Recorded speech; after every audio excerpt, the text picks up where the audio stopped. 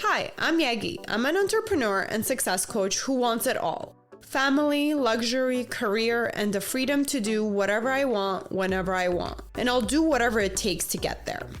I created the Yegi Project to document my journey and inspire others to do the same. My mission is to change the world by influencing and leading others to do what they love and live fulfilled lives.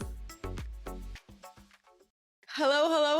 Welcome back to the Yegi Project. Today we have Shiers, who is the host of Misunderstandings of the Mind podcast. He's also a certified transformative coach, certified psychologist, and also a specialist in mental health. We are so excited to pick his brain and see what he has to share for our listeners. Please give him a warm welcome. And Jason, let us know what is your story? Let's start there. Thank you for the welcome. Appreciate that. It's nice to be here. And as always, I don't know what I'm going to say, so I'm kind of curious myself as to what's going to come out of my mouth, My story's quite long. How much do you want of it? There's a lot of craziness and chaos and trauma and addiction and crime and violence and all sorts of things, that happened.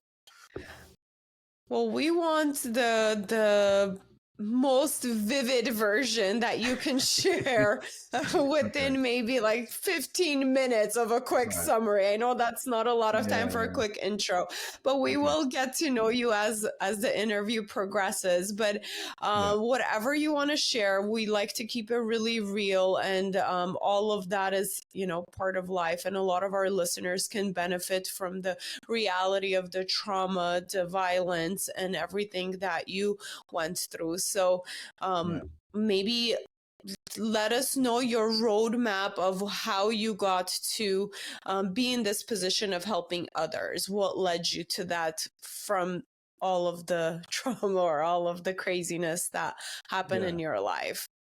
Yeah. Like the basics of my younger years were that my dad, he went out when I was 5 years old and he never came back. He was killed in an accident.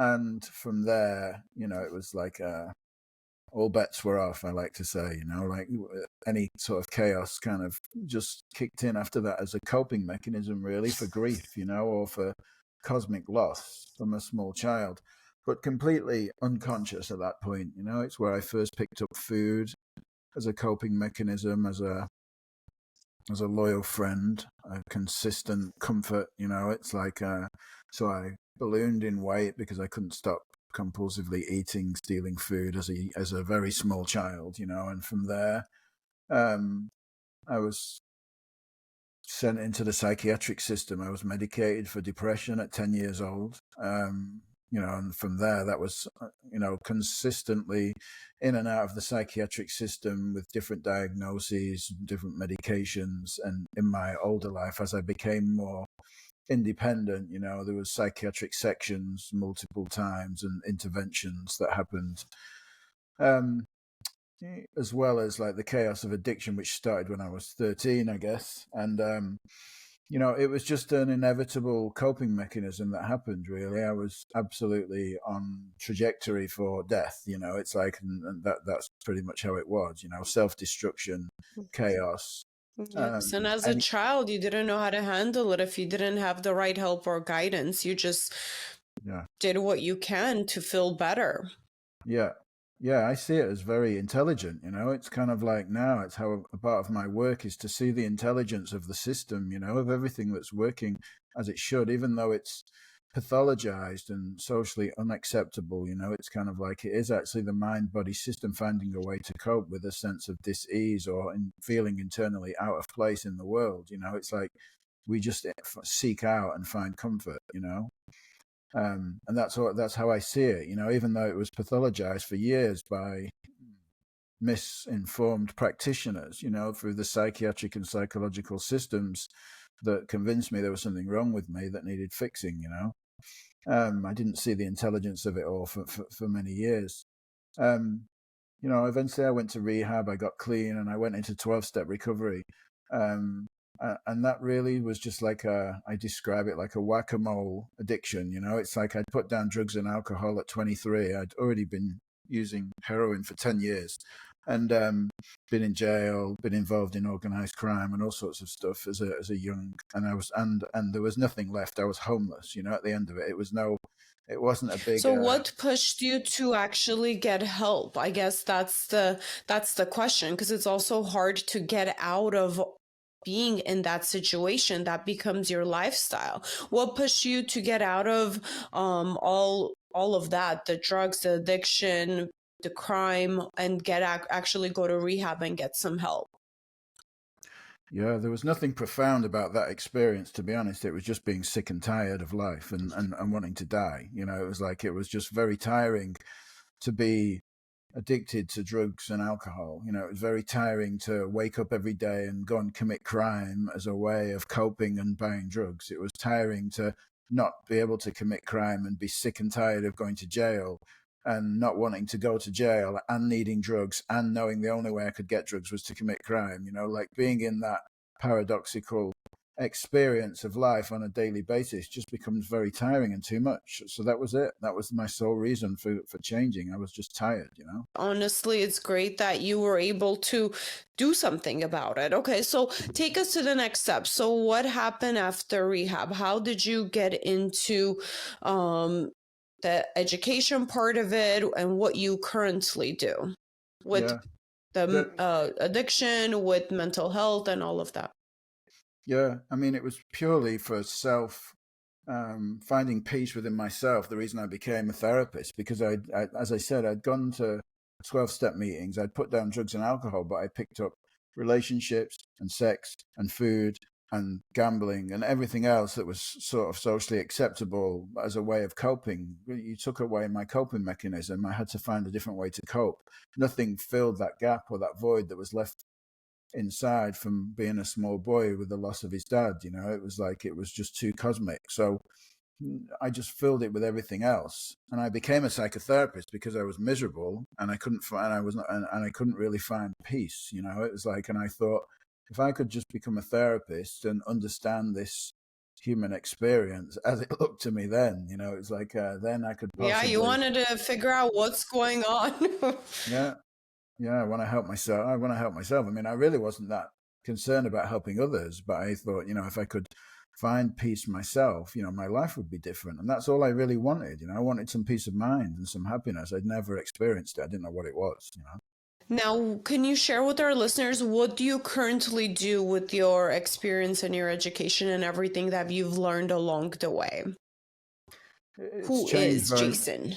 it's changed very much, from when I originally um, qualified as a therapist. For many years I felt unable to help anyone because I still didn't find the happiness that I was seeking. I still really couldn't find it. I had a framework and understanding of a psychodynamic theory of human behavior, but I never really had access myself to any peace of mind or contentment.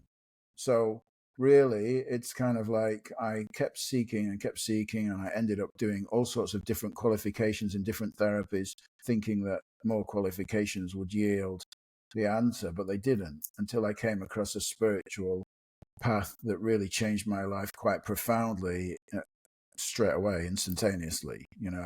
And that's really what my work is today. It's kind of like it's a combination of psychological, spiritual, and somatic healing for people, because I believe it's all of these areas that we really need to look at: the trauma in the body and the nervous system, our spiritual disconnection from the intelligence behind life, and our psychological beliefs and stuff that we've adopted over the years as ways of coping So it's all mechanisms. Yeah, so all of that is connected. Now, actually, pretty recently, I started kind of studying where the science and the mind and the spiritual worlds kind of cross over, and there is more and more research, which I find fascinating. So I would love to kind of pick your brain about that. Can you kind of tie together for us, based on your research, based on your experience, how are those two worlds related, the spiritual world and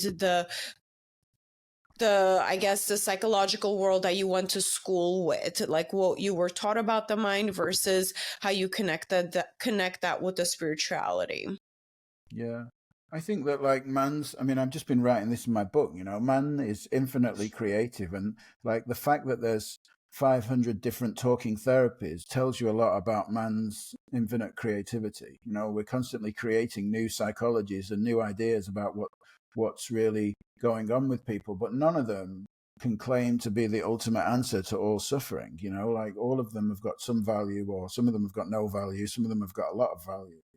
So you can see that, from that point of view, the spiritual truths are beyond the psychological creation that happens in the world of form. They are ultimate truths that are true for all human beings. By getting a glimpse into our spiritual nature, we get to experience living life in the present moment, where there is no psychological creation of suffering. There is just the present moment. There is just now, and by getting a glimpse into this is really But what. what would you tell I'm sorry to cut you off, but what would you tell your younger self about that now? Because back then you had a different mentality, and a lot of our listeners are there now. You're saying living in the present moment and we have to focus on now, but all that trauma from the past you were kind of carrying with you, and it was affecting your life, which a lot of people are doing that. So what advice would you give for somebody who is not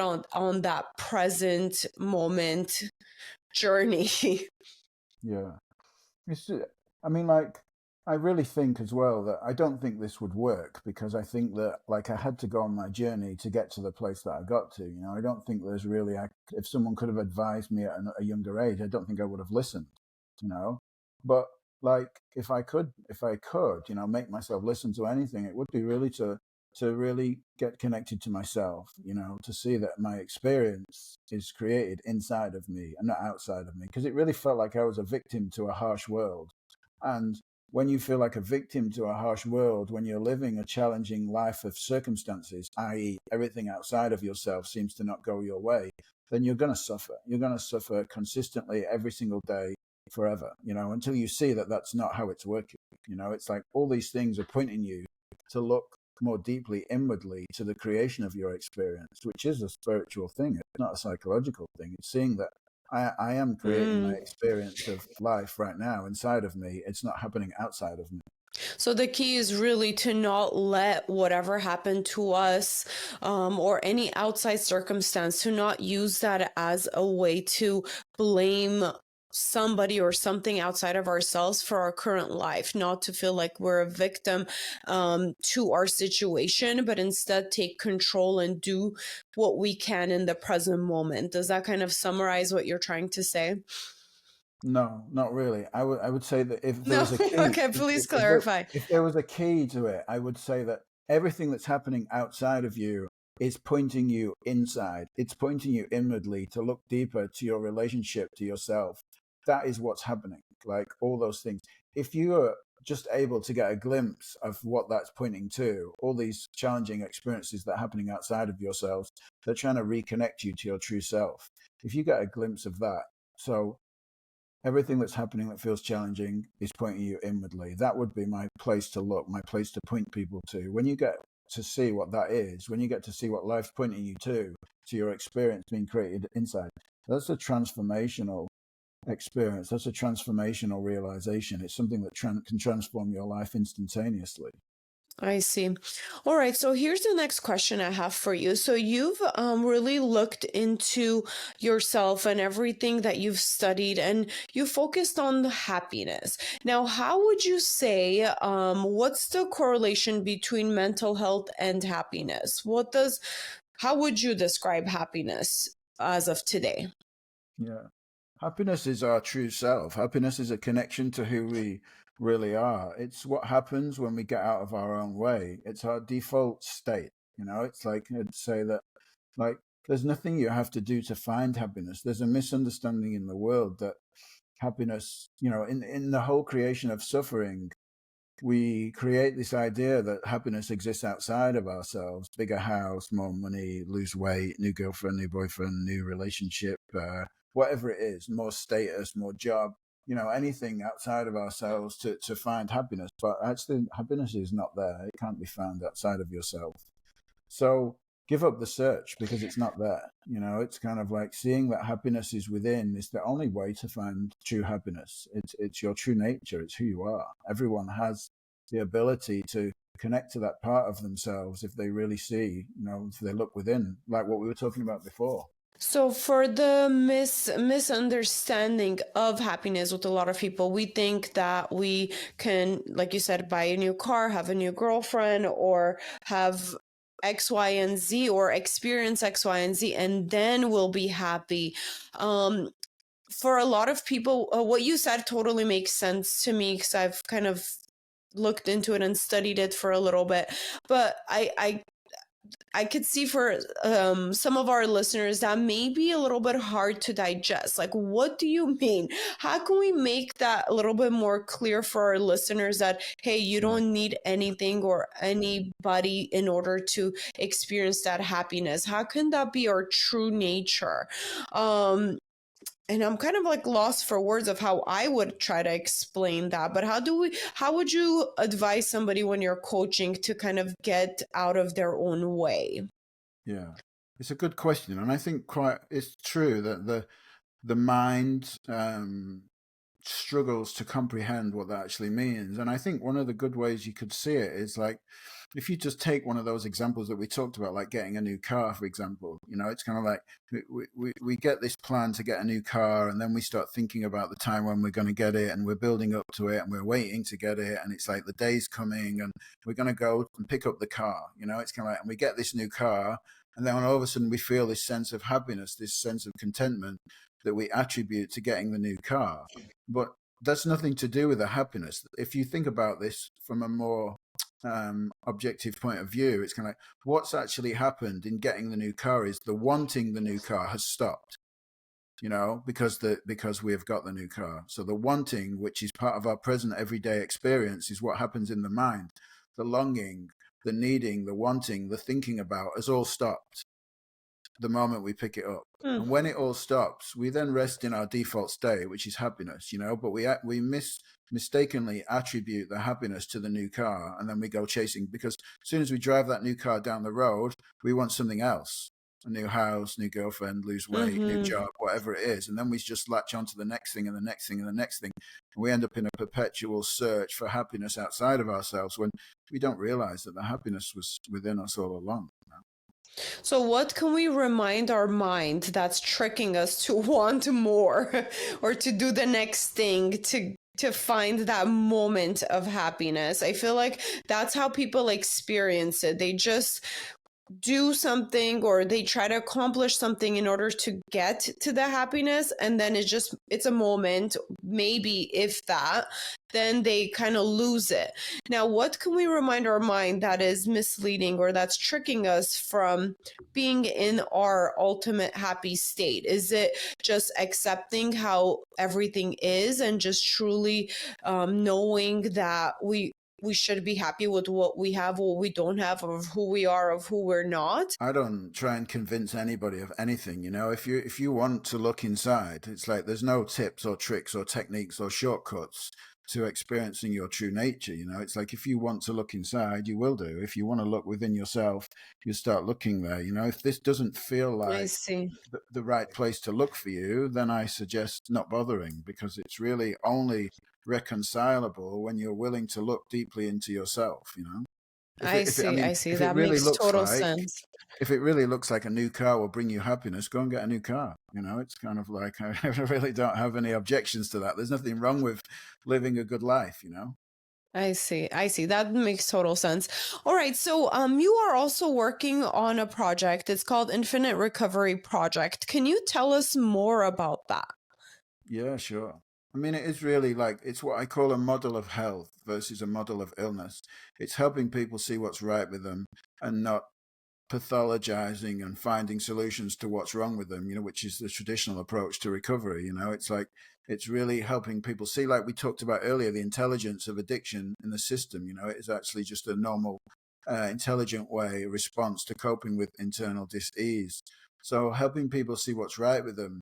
For the first time, they often say, oh, you're the first person that said I'm not broken. There's not something wrong with me. It's kind of like actually seeing these things that happen, these struggles that we have from an intelligent perspective helps people to be more curious about their true nature and what's right with them. So it is really a unique and groundbreaking approach to treating addiction and working with addiction that helps people recover much quicker than going into this pathologized approach of what's wrong with them and going into long drawn out treatments with labels and diagnoses.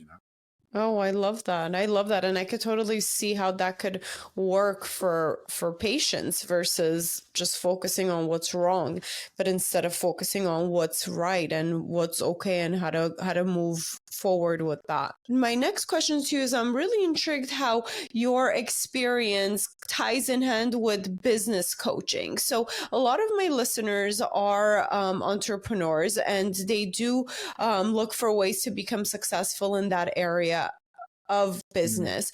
Now, how would you tie, how do you coach people when it comes to making business decisions easier? So that is part of your coaching, right? Yeah. I like this one.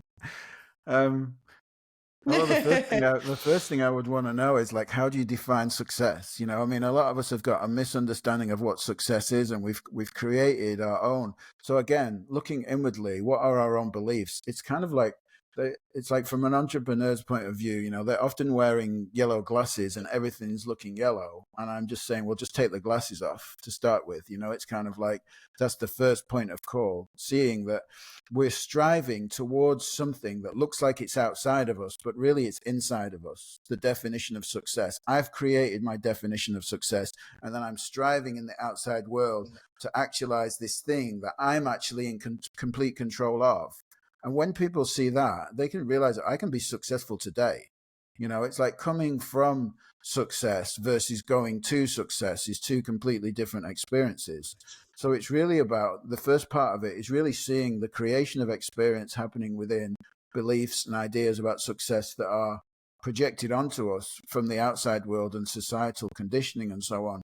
Once people have got a feeling and an understanding of that from a deep place within themselves, their whole trajectory of entrepreneurship changes because they're no longer battling and chasing something that is complete fabrication.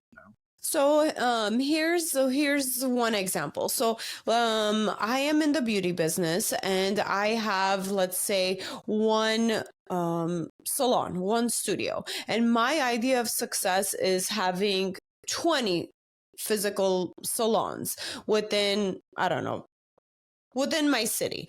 How would you go about advising, I guess, somebody who has that ambitious goal, or if that means success to them, how would they make that a reality, for example?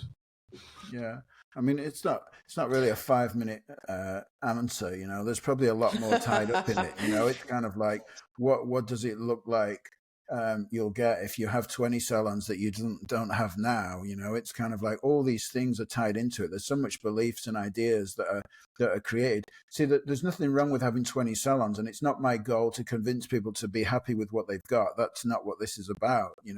It's about to help people to see how much more creative they are and how much more they can achieve without the limitations that they've imposed upon themselves or the idea of success that they've imposed upon themselves. Now, you might go ahead, you might be thinking small, you might want 20 and you might end up with 50. It's kind of like you might not be able to see that because you're locked into this idea of what success looks like.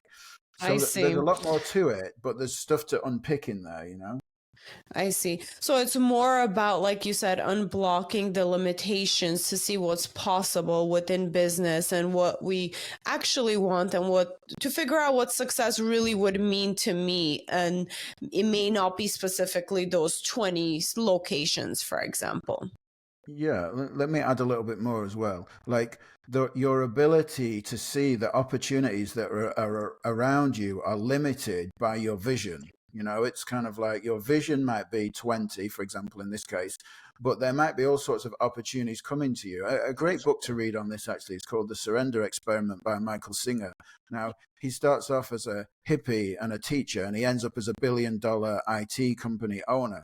Now, all he had to do was keep seeing where he's getting in his own way through his own life. And every time he noticed where he was getting in his own way, and he realized and he succumbed to life's desires for him, this is how he ended up being a billion-dollar IT company owner. Now, that's a really beautiful book about how we get in our own way and how moving out of our own way can allow us to achieve more than we possibly know. I see. And that's what you help your clients with the coaching, because sometimes we don't see how we're in our own way, even with our business goals and visions.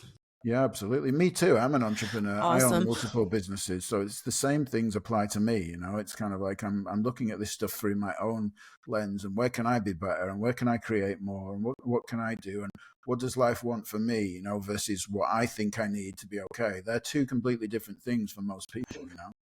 Yes, and I've experienced in my life too. Anytime I've kind of let go and surrendered and kind of went with the flow of what opportunities come my way with my business or my idea of success, it has turned out to be totally different, but amazing.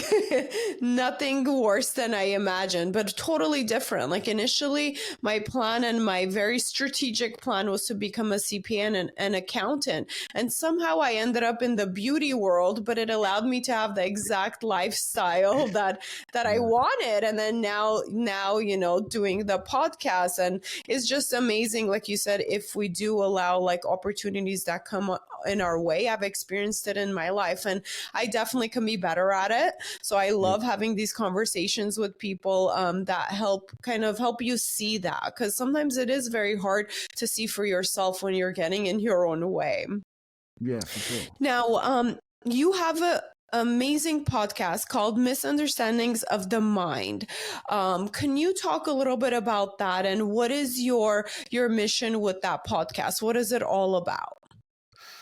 Yeah, it's about like common misunderstandings of psychology. I mean, particularly it's my own journey, but I interviewed a lot of teachers on there that really spiritual teachers, and more recently trauma and suffering, you know, like the relationships between spiritual growth and the somatic system within trauma, you know, and seeing how all these things reconcile. So it's really covering a lot of areas where there's a common misunderstanding, you know, addiction, depression, relationships, all these things, business, all these areas, and helping people step back from themselves and see a little bit more clearly what's going on. Now, the people that I interviewed on there were people that had been impacting or influential in my own life, you know, and they'd really helped me see something where I was kind of lost on my own journey. And by getting this further clarity, you know, my life has become more successful, you know, in my idea of success. It's kind of like, and things have really changed and opened up, and the potential has changed. So the podcast is really about that. I share a lot of personal stuff about my journeys with addictions and what happened to me before and what my life is like now, you know, like in entrepreneurship and sort of creative ways. But they're really cool conversations, and they're very relaxed, you know, they're not combative or difficult, you know, they're relaxed conversations that help people relax and allow their own mind to slow down and to hear something new. Because again, we're talking about how do we get out of our own way? Well, when we hear a voice start to speak slower and we allow our nervous system to calm down and we relax and we put our phone down and we stop being in this busy life, you know, it's kind of like where we've got to get to the next thing and the next thing and the next thing, and the to-do list is busy. When we get out of that and we start to allow ourselves to settle into listening to something, there's an opportunity to hear something new, for information to penetrate, you know, that kind of quick-minded thinking that we're doing all day long, trying to do things, you know. So yeah, that's what it's about.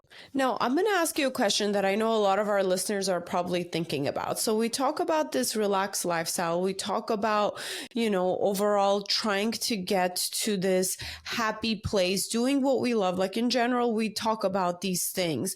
But a lot of people get out of that even busy lifestyle of trying to kind of make the money or the financial aspect of what they need in order to live, or this is what they believe, where can they start? Because I do have a lot of people asking that. Yes, this all sounds great. I want to have a vision. I want to have I want to do what I love. I want to have this relaxed lifestyle, not having to like wake up early, rush to my job, then my second job to make ends meet. Now, where can they start to change that, I guess, mentality in order to have that relaxed lifestyle that you're talking about?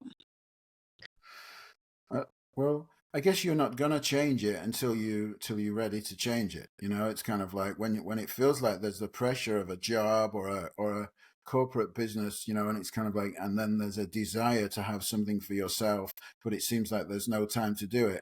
You're probably going to be constantly busy. It's like the only way to start anything is to start one single footstep at a time. It's like it's the only way to do the next obvious thing. A lot of us get paralyzed by the fact that we can't see the end goal, so we never take the first footstep. And I kind of liken that to drive. It's like driving in the fog. It's kind of like you can't see the end destination, but you can see 100 meters in front of you.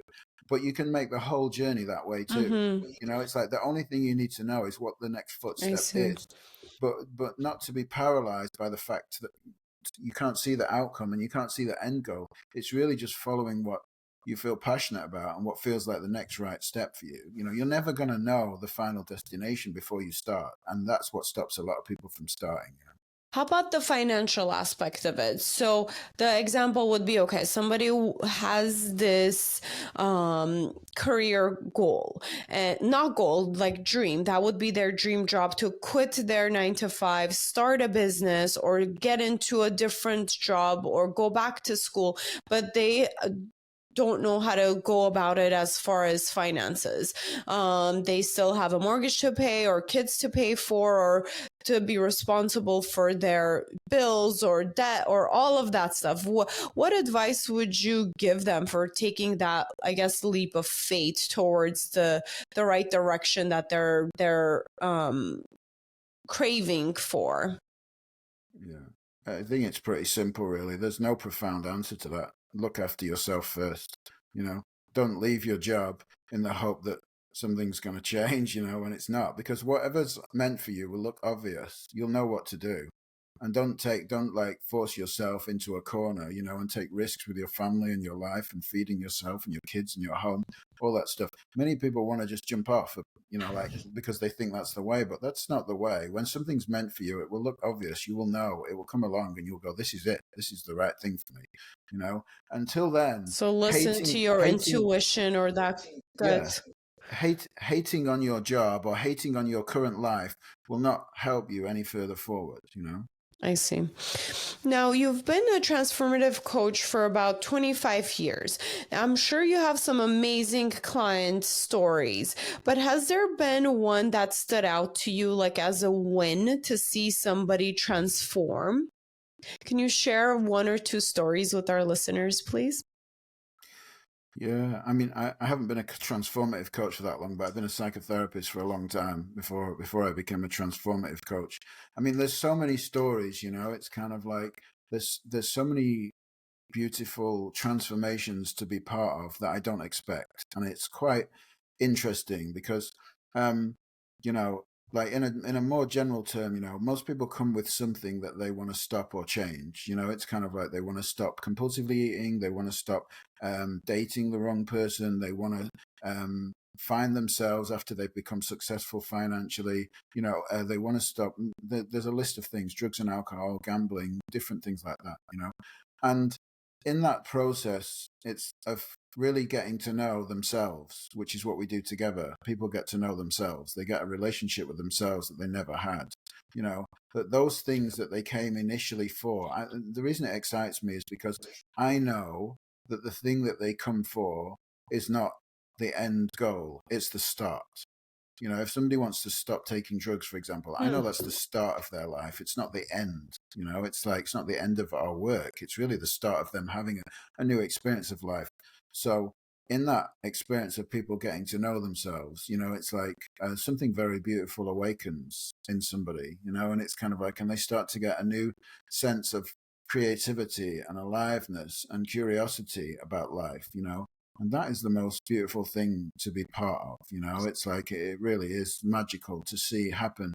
And usually, quite often, most of the time, when I ask people after a period of time of working together, what about that thing? The thing that they came for, the thing that they wanted to stop, they'll say, oh yeah, that thing, yeah, that's not a problem anymore. It seems to have disappeared, and that is the beauty of Hmm. waking up, of realizing, of becoming more connected to yourself and having a more embodied experience of being alive, is that like you no longer need coping mechanisms, external coping mechanisms. It's like it's a very beautiful thing to witness. Wow, I love that. Okay, so this one is for my family members and friends who have people or loved ones that are going through a hard time. If it's addiction, if it's just being lost in life, being depressed, unhappy. A lot of times we want to help people we love. But you talked about not being able to make anybody do anything. Now, I know a lot of people kind of struggle with that idea or that concept of not meddling or not pushing to help somebody they love to have a better life, for example, or to even get sober. Now, what are your thoughts on that, or how can you elaborate for our listeners for them to kind of be okay with, I guess, surrendering or letting everybody kind of go through their own journey? Because that's kind of the idea I'm getting behind of what we talked about. Can you please elaborate or clarify that with me if I misunderstood your advice on that? No, it's true. It's like there's nothing you can do. There's nothing you can do for somebody who's addicted to something and doesn't want to stop. You can't force them. It's like, and the only thing you're going to do is drive a wedge between yourself and them within the relationship that you have. And the chances are that all they're going to do is hide more from you and tell you less and disconnect from you when you try to force them into something they don't want to do. So when people ask me that question, what I'm usually saying is nurture the relationship you have with them without judgment. How do you find a way to let go of your own fears for somebody? How do you find a way to connect to somebody that's doing something that you don't like, that you don't want, and you're fearful for them? It's like, how do you build that connection? Because the time will come when that person is ready to stop. And you want to be the person that they come to when they're ready. And the only way you're going to be that person is if they trust you and feel safe to share things with you without judgment. It's the only way it's going to happen. So I it's really love that. important for that, to really work on your own fears and limitations so you can be present and listen to and provide support for that person and be as non-judgmental as possible. So when the time comes, which it will, because it comes for everybody who's struggling, suffering, and escaping themselves at some point, you can be that person that they come to. Wow, that's excellent advice. Honestly, it's hard even for me to think about helping others in that way, because as humans too, for people we love, we always want to push or help them be better or stop doing things that it's hurting them, but it's really hard to understand. And the way you explained it, it's beautiful. I love how you put it, of just be there for them and let them come to you when they're ready without judgment. My follow-up question would that be like, for the family member or for me, if I really am suffering for someone I love because I see that they're in pain and they can have a better life, but they're not doing anything about it. And you've already talked about it, but how does the family person kind of like stop their suffering or stop their worries and fears? Is it just kind of surrendering to it and letting it be, or is there anything we can remind ourselves to not suffer for other people? I guess I don't know if I'm explaining that properly. I get what you mean. It's challenging, it's kind of like I've got children. It's like if they hurt, I hurt, it's just as simple as that. I understand that. And it's like, I'm not suggesting that it's easy, but like The first thing to do is to get support for yourself, You know, it's kind of like what we end up doing when we're supporting somebody with a struggle is the whole focus becomes about that person. And when we speak to other people, we speak to other people about that person and we try and get support for that person from everyone else, but we completely neglect ourselves. You know, it's kind of like, how about me? I'm the person supporting somebody. Mm, Can I get some support for me? You know, what I'm struggling with this. I'm struggling with supporting this person. You know, I need someone to hear me. I need someone to hold me. I need someone to love me and support me and just put their arms out and hug me at times when it's too much for me. You know, it's like that's the bit that we miss out. We miss out ourselves because we become so wrapped up in the other person.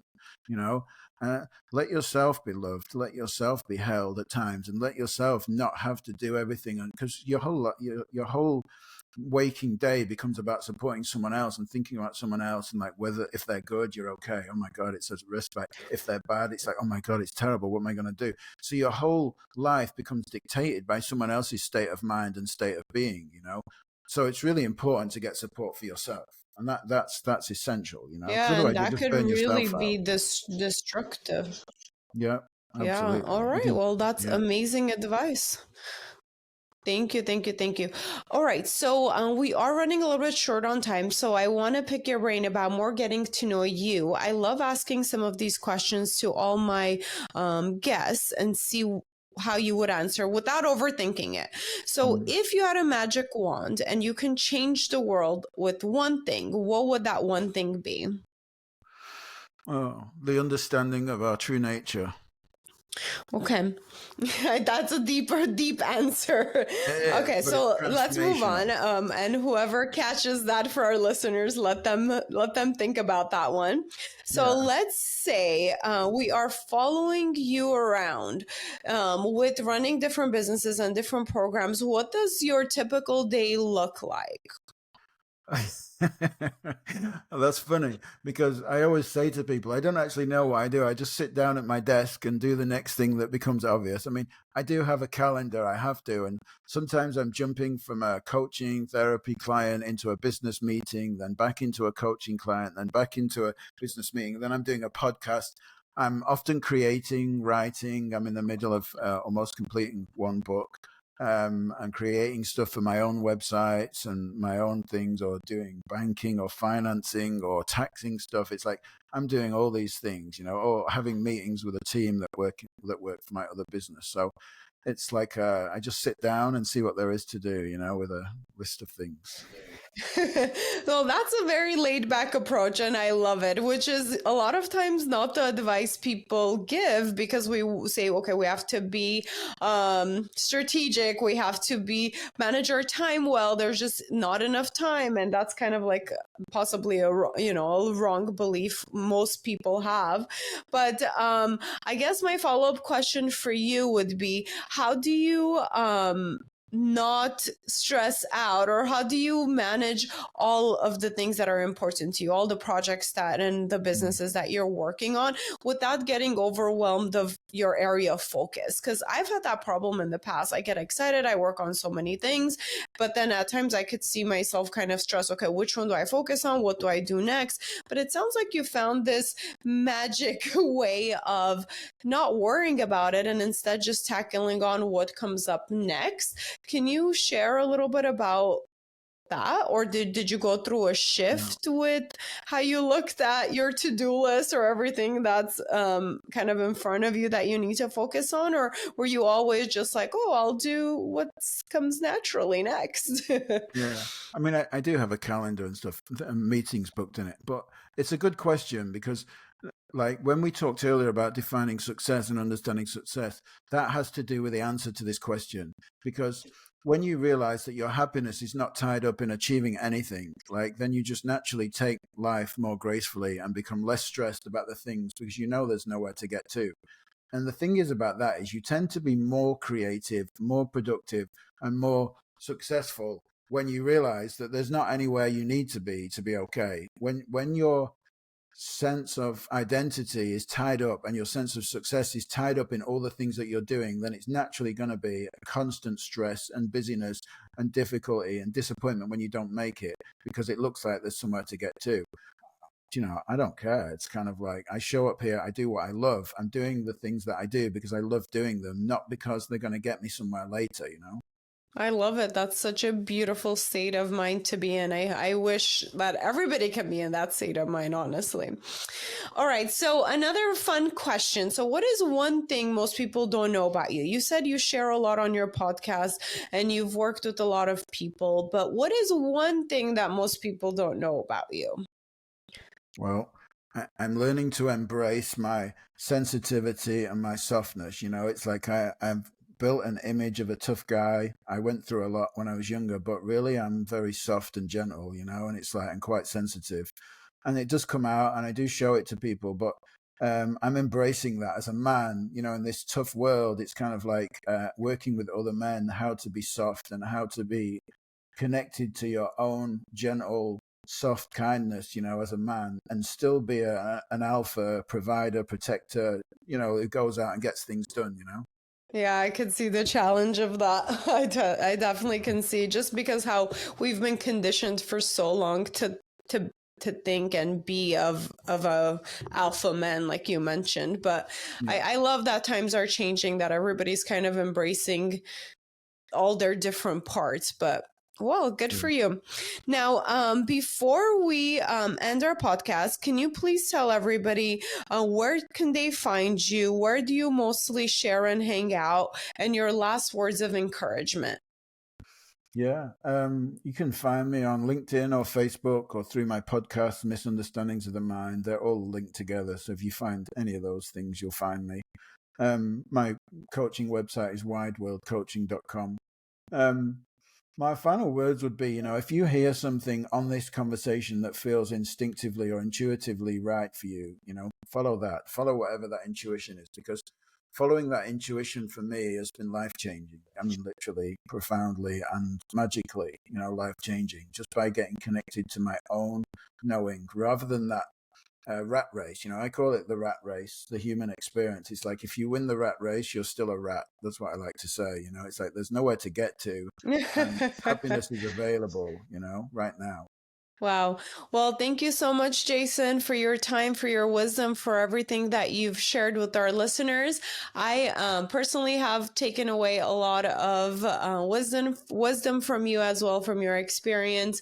I cannot wait to see what everybody has to say about your thoughts and about being really like present and happy, and see what feedback we get or what pushback we get about just being. Yeah. But again, thank you for your time, and until next time, bye. Right, thank you. Thank you for listening. Please rate and review this podcast. Follow and engage with us on social media under the Yegi Project. And if you're interested in being a guest, email info@theyegiproject.com. And don't forget to subscribe so you don't miss out on any future episodes.